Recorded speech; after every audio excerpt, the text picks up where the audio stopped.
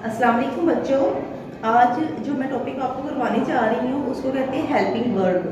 अब ये करवाने से पहले मैं आपको ये बताती चलूँ कि हेल्पिंग वर्ब जो होता है वो क्या होता है।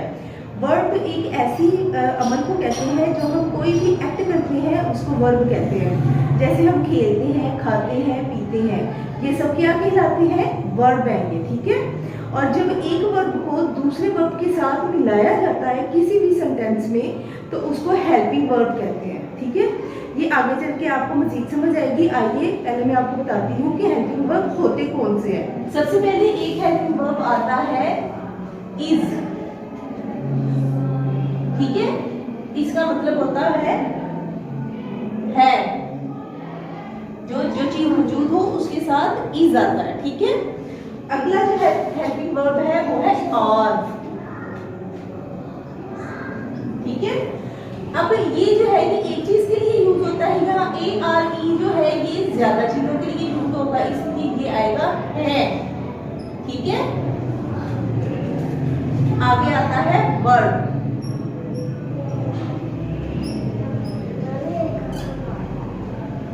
ये इसका मतलब है थे, माने के अंदर मौजूद हो तो उसके लिए थे यूज होता है। आगे आता है हैव, HAVE हैव। हमारे पास जो हैव है तो इसका क्या मतलब आएगा? रखते हैं या रखता हूँ, ठीक है। ज्यादा के लिए हैव यूज होता है और जब आई होता है आई के साथ भी हैव ही यूज होता है, ठीक है। आगे है विल। विल का क्या मतलब होता है? गा, गी और गे। जैसे कहते हैं ना मैं ये करूंगा, मैं ये करूंगी या मैं वो ये करेंगे, ठीक है, उसके साथ विल यूज होगा। आगे है कैन। कैन का मतलब होता है कोई भी काम कर सकना, ठीक है। जैसे हम कहते हैं मैं ये काम कर सकती हूँ या मैं ये काम कर सकता हूँ, ठीक है। तो आई के साथ क्या लगेगा? कैन। कैन का मतलब होता है सकना, कोई काम कर सकना, ठीक है। आगे आता है डज, DOES।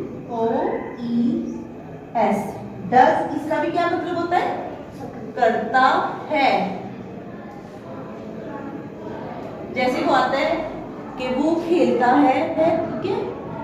वो लिखता है, वो खाता है, वो खेलता है, तो उसके साथ उसके लिए क्या यूज होता है? डज, ठीक है।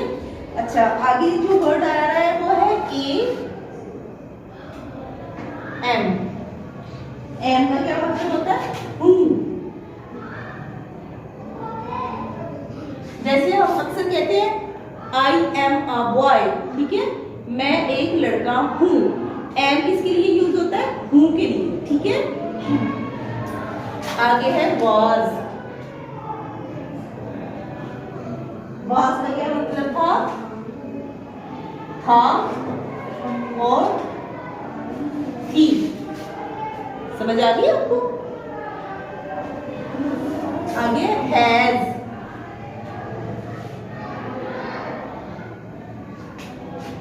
इसका मतलब है रखता है या रखती है। जैसे है यहाँ पे हमने ये हैव यूज किया था ना, हैव के साथ ये हैज यूज होता है, ठीक है। या रखते हैं या रखता हूँ ये ज्यादा के लिए आता है और हैज जो है वो एक के लिए आता है, रखता है या रखती है, लड़का या लड़की। आगे आता है शेल।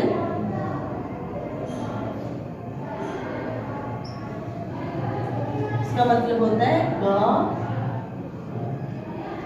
गी या गे। डू का मतलब होता है करना।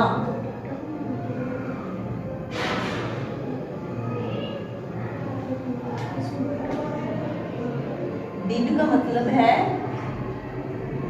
किया یعنی وہ یہ کام کر چکا ہے یا کر لیا ہے اس نے. ٹھیک ہے, کیا. لاسٹ پہ آتا ہے ہمارے پاس ہیڈ. ہیڈ کا کیا مطلب ہوتا ہے؟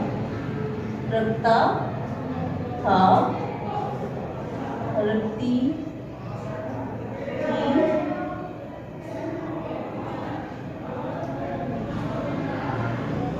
رکھتے تھے. ٹھیک ہے بچوں, سمجھ آ گئی آپ کو؟